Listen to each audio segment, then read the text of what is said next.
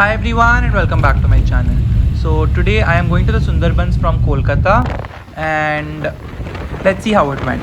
So I booked this package from this tourism company called Sunderbans Trip and it was just an amazing experience. So this is in the month of July and that is in the monsoon season. People usually do not go in the monsoon season, but I had the best possible experience.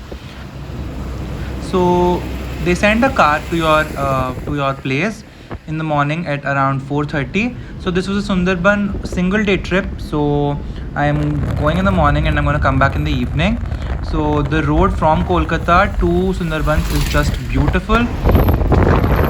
Banana trees, coconut trees, beautiful streams and rivers, and all green and fresh, cool breeze going on. So it was really great. Just look at the road and the trees. It was so green. I really I'm glad that I chose to go in the monsoon because the clouds, the cool breeze and the rain, it all made the experience much better. So they sent us the car and I got into the car at around 4:30.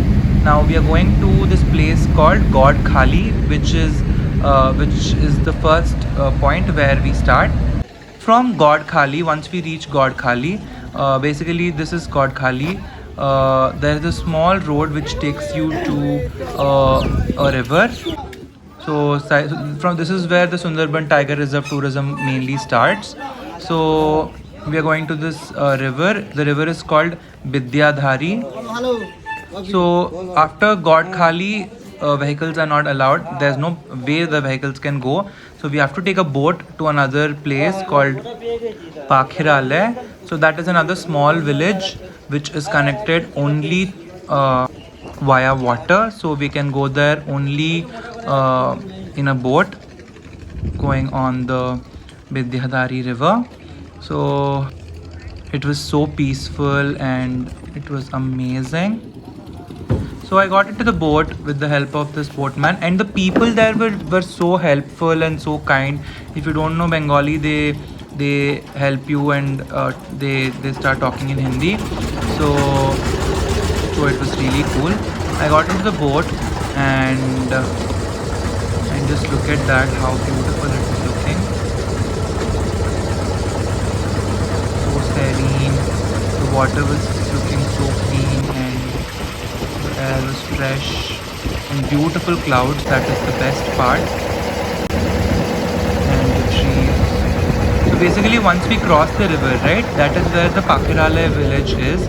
And that village is mostly, the people there are mostly, the occupation of them is mostly, they live on the mangrove forests. So Sundarban is the mangrove forest and tiger reserve, right? So they mostly live on the products that they get from the forest and the river attached.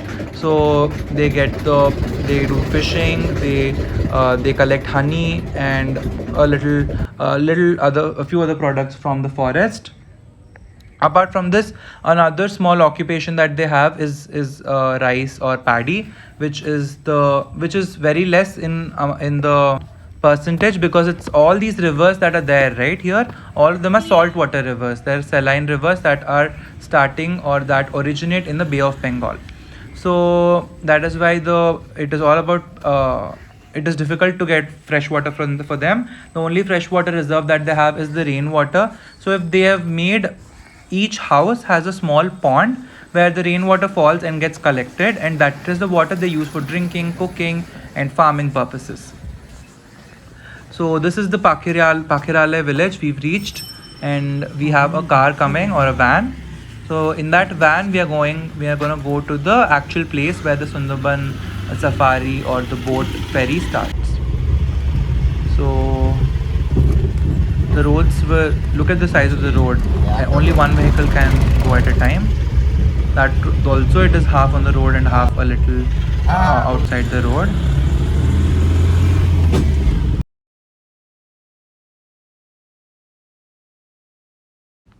Ferry was gonna start, so we stopped and we drank some tea here. The tea was really good, and after that I found this beautiful wood apple tree. I've never seen a wood apple tree in my life. So after having the chai, while having the chai, that place had this wood apple tree. I've never seen a wood apple tree in my life, and that was a cool experience. I hope you can see the wood apples here. That was really cool. Then this is the ferry, this is the point where the ferry starts. So we got in, I got into the ferry, and because this is off season, right, so people usually go in the winters. There weren't many people coming, so in the first boat also I was alone, and in this ferry there were other people who were running a little late, or rather I came a little early. So this was the boat, and that's the beautiful Datta River, which originates in the Bay of Bengal. So it is a saltwater river. So the boat started, and there were a couple of pickup points. So we had to go and pick people from different stops in the Pakiralai village itself. So now the boat is full, and all the people have come. And look at the clouds, and just look at the river and the trees. It was really one of the most beautiful things I've seen in my life. It is so beautiful and peaceful, right? So one of my friends was supposed to come, but in the last minute his plan got cancelled, so I went alone. Look at that, the clouds and the rain. It was really so beautiful. I'm not sure why people say monsoons. I mean, I know monsoons are unsafe because of the rain and stuff, but I had an amazing experience. At this point, at one point, it started raining so heavily that we literally couldn't see anything outside the boat. It was all white, as you can see. So that was the experience that I had. At that time, they closed the shutters, and we so that the water doesn't come in. But it was so beautiful. And as you can see, the mangrove trees or the mangrove forest, or these trees, they are submerged in the water, right? So I'll tell you another fact while we are coming back, so that you understand how the mangrove forests work. So the water, this is another ferry. I just took it because it was looking so pretty, right?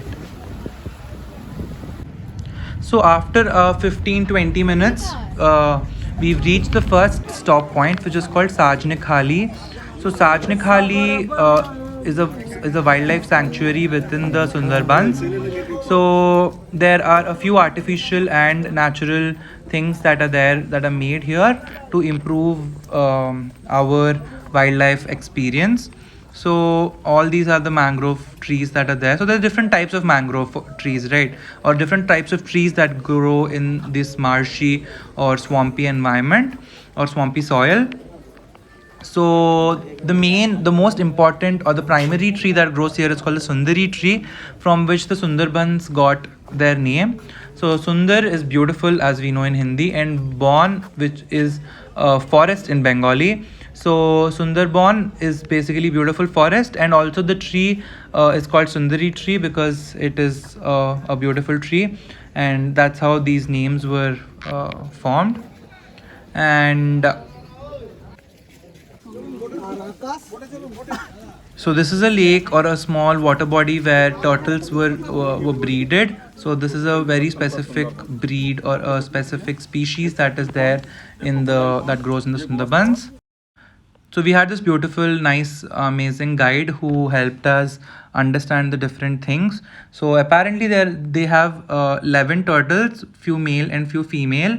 So in the breeding season, they are left in this area, and once the females are pregnant, they are moved on to the female side so that they get better care there.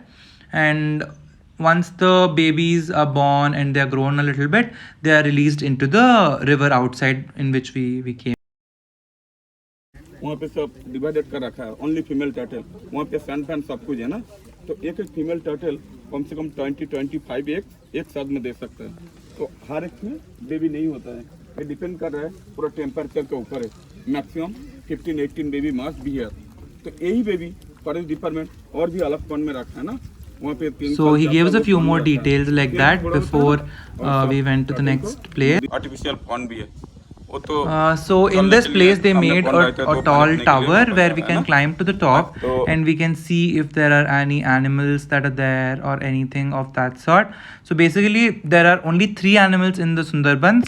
One is the Royal Bengal tiger, one is the spotted deer, and one is the wild boar. So these are the major mammals that are available in the Sundarbans. So that is the food chain. The tigers eat the deers and the wild boars, while the deers eat the leaves and grass. So basically the Sundarbans have very few edible fruit producing trees. So that is the reason there are not many birds and other animals that are there. So it's only the spotted deer, wild boars, and the tigers that are there. And there are a lot of crocodiles in these rivers, and of course there are fish and crab and those kind of animals. But apart from that, there are no major mammals that are there. These rivers also have sharks and dolphins as well. So they also have a crocodile breeding center here where they help breed crocodiles. So we found one here, and once they grow up they're released into the river. So these parts are actually the protected areas. So there's another part of the Sundarbans which has no human access at all. So apart from the forest officials, nobody else is allowed there, and there's no kind of breeding or any other activity. The animals live in their natural and habitat the way they want, or the way they live.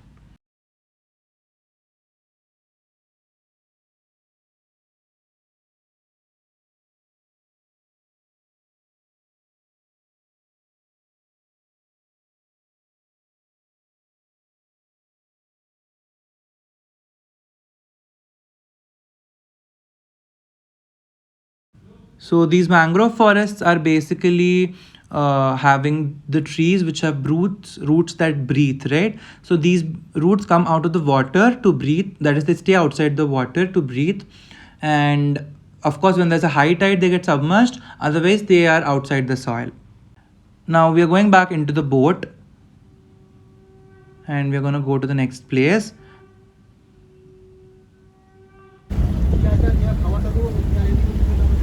देखो एक एक tiger का बहुत wait है, कम से कम 150 kilo 60 kilo weight. वही कारण से वो पेड़ के ऊपर नहीं चढ़ सकता है, हाई जंप भी नहीं ले सकता है, ओनली लंब 20 to 22 अरेंज होता है कि कम दिया जाता है फूड? नहीं, वो नेचर, सब नेचर, कोई आर्टिफिशियल इधर नहीं है, ये पूरा नेचर का है। यही कारण से ये सब बराबर जाली है।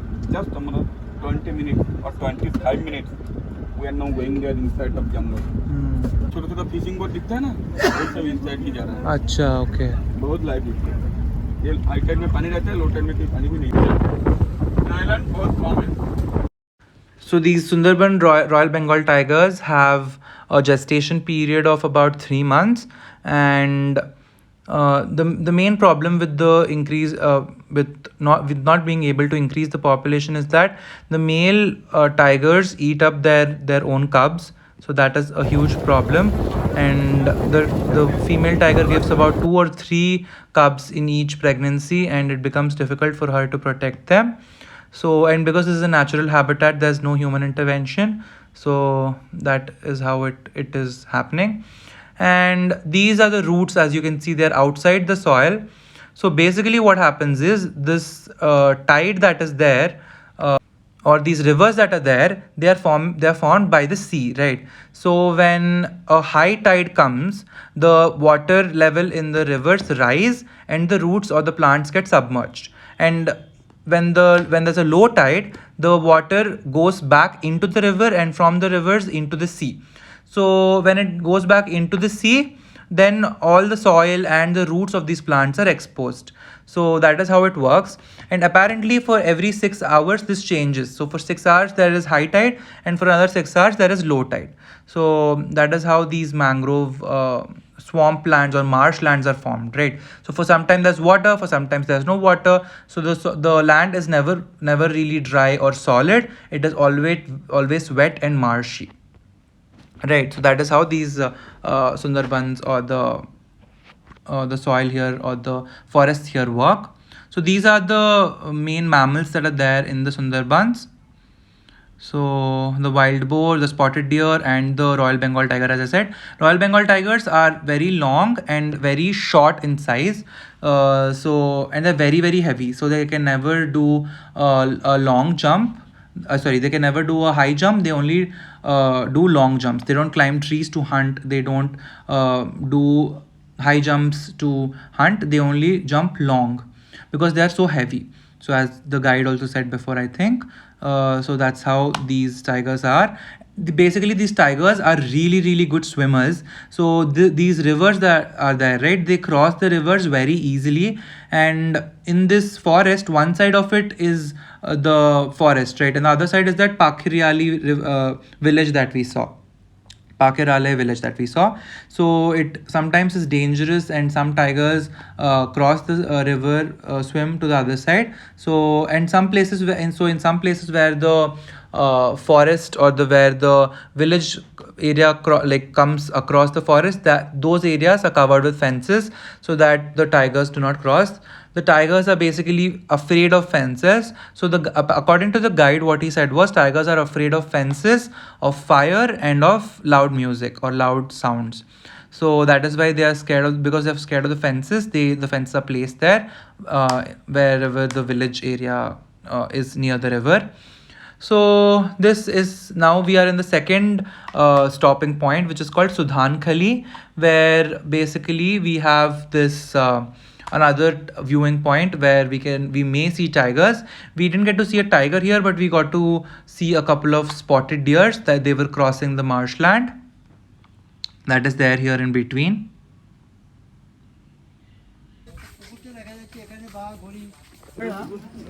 So that was our entire group, and we got back into the boat. Now for another 2 hours we were going to be in the boat to before we reach the next point. So the next point is a 5-river junction. Again, I want to point out that you can see the roots and the trees to half of their height are submerged in the water. After some time, when I'll show you when it's low tide and the water is not there to such a height of the trees. So the next stopping point was called Dobanki Khal, where we also have the 5-river junction, and we also see how they go towards the Bay of Bengal. That is basically the water that from the Bay of Bengal comes into these rivers, and from the rivers it goes into the Bay of Bengal. So that keeps happening.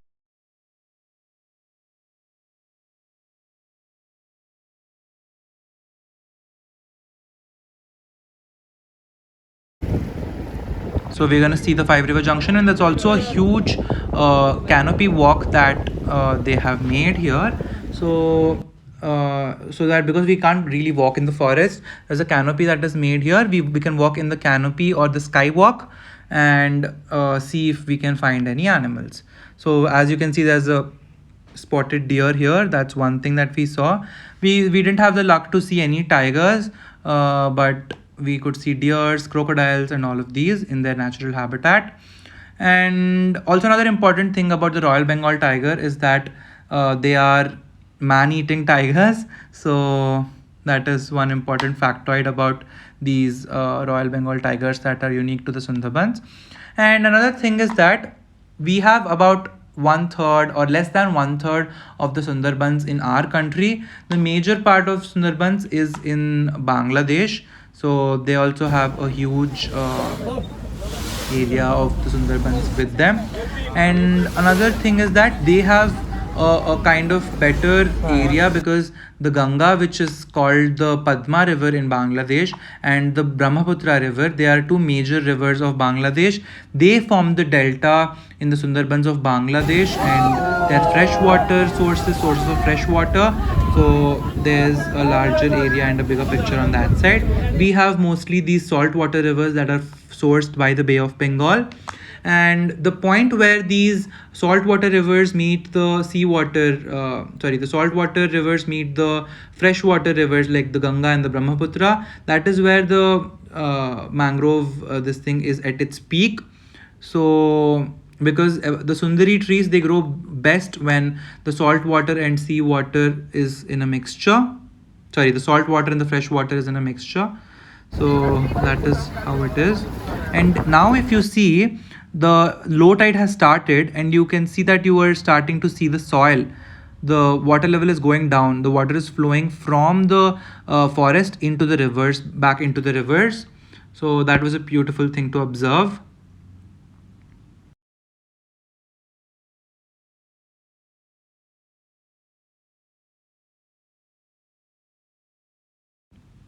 So this is the Dobanki Khal village that I was Dobanki Khal point that I was talking about.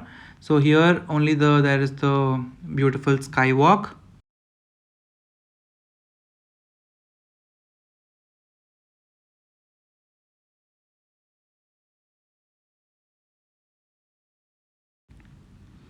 So these are the gods of Sundarbans or of this area. So basically there are they have two gods, Ban, Bibi, and another god called Varini. So these are the gods, or the legend says that there was a child who was picked away or who was taken away by a tiger, and these people came or these gods came and helped and saved or rescued that child. From that time, whenever these people from the villages nearby go into the forest to collect honey or to collect grass or to collect anything else, they pray to these divine figures to help them and to protect them from the tigers. So that's the legend, and these people pray to them with a lot of devout. And they also have a festival during the 14th and 15th or 16th of January where the rest of the country celebrates Makar Sankranti. That is the time these people from the villages here have the festival that is dedicated to these Ban, Bibi and Varini gods. So the Varini god was a Muslim and the Ban and Bibi was for the rest. So basically was a representation for the Hindus there. So both religions have representation, and they pray to these gods equally. So this is the skywalk that I was talking about, which was really beautiful. Here also we could just see spotted deers and not many animals.